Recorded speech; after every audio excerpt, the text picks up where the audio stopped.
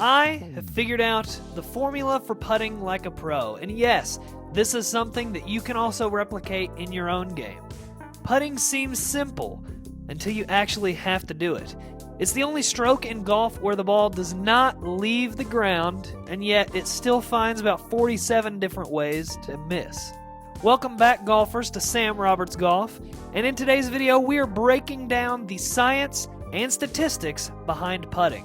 Why the ball rolls the way it does, what affects break, and how speed actually works, and why your ball seems to have a personal vendetta against you from inside 6 feet. If you like golf, definitely make sure to like and subscribe. Let's hop into it. So what makes the putt break? What factors within the realm of physics cause the ball to veer off course? Because let's be honest, you will almost never have a perfectly straight putt. If you think you have one, you're probably wrong. Break comes down to 3 measurable factors: green speed or stimp, slope, and distance. Because all 3 are measurable, I actually came up with a formula to calculate the exact amount of break. Yes, a real formula, and yes, this formula took a lot of research and studying to learn how to create it, mostly because it has 3 variables that go into each affecting the other one. But don't panic, let's break it down. The formula comes from the statistics I found where a putt at 9.5 stimp and 2% slope breaks 10% of the distance. I know that sounds confusing, but that's where the numbers in the formula actually come from. Factor 1, green speed, or stimp. The speed of the green is measured by using a stimp meter, which sounds like a tool NASA built, but actually, it's just a fancy 36-inch piece of metal that rolls golf balls. You tilt it at 20 degrees, roll 3 balls, and measure how far they roll out. That number? Well, that is your stimp. If they roll 9.5 feet, the green speed is 9.5. If they barely move, you're putting on shag carpet. And if they go 14 feet, welcome to the PGA Tour. Please don't sneeze near your golf ball, it might roll away. If you're super into this, you can actually buy a stimp meter online, or you can also make one.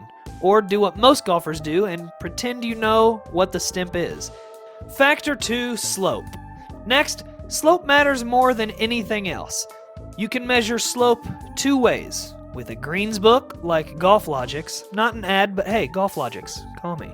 These are a great way to get exact measurements of the percent slope needed for the formula. There are multiple brands that make greens books. However, my favorite is using Golf Logics, as I mentioned. You can either buy a physical copy on their website or download their app and pay a subscription to have unlimited digital access to their entire catalog of courses. The other option is also with AimPoint.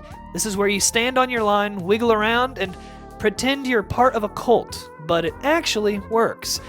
You're feeling how much the slope pulls towards one direction.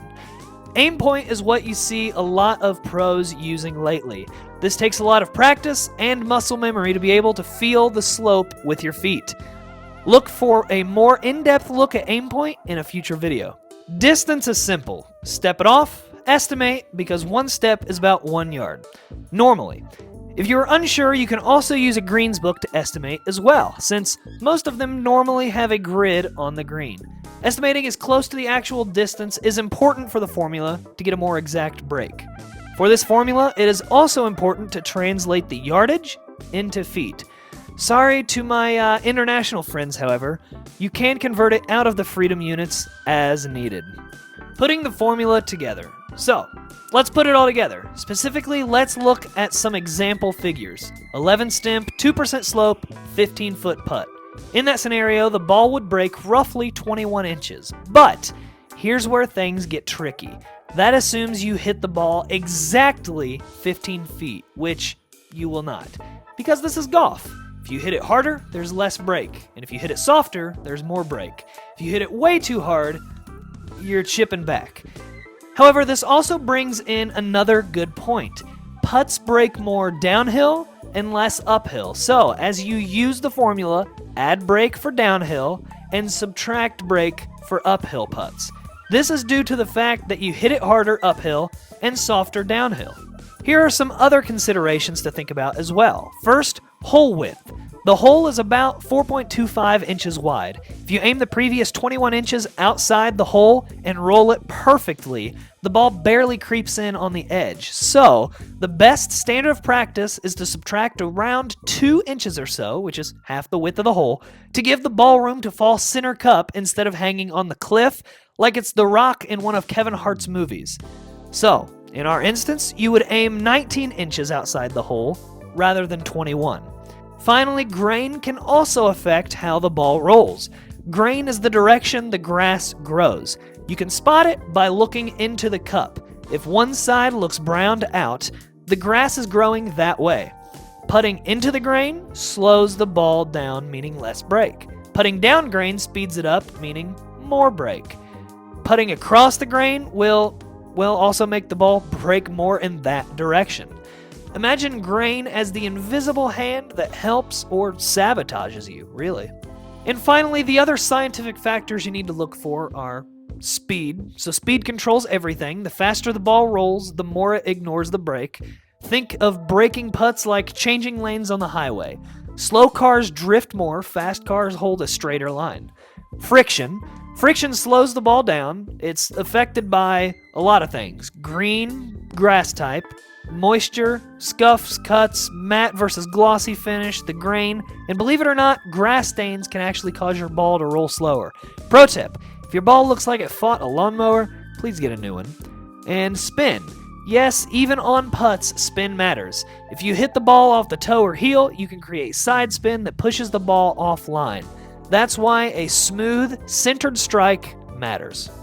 So, how do you use all this? Well, 1, read the green thoroughly. Check for slope, grain, and overall tilt. 2, use the brake formula as an estimate, not gospel, but a great starting point, and let's be honest, your calculations won't be perfect unless you're a math wizard. 3, prioritize speed control. Speed is king. If you control speed, you control brake. And finally, 4, make a smooth, centered strike, no wobbling, no side spin, just a clean roll. Putting is both a science and an art. The more you understand the numbers and the more you practice, the easier it becomes to sink those clutch putts when they're needed most. If you enjoyed this nerdy breakdown, smash the like button, subscribe, and hit the bell so you don't miss any more golf tips, breakdowns, and the occasional math lesson disguised as a putt. Thanks for watching, and may your next round include fewer 3-putts and more tap-ins. We'll see you next time.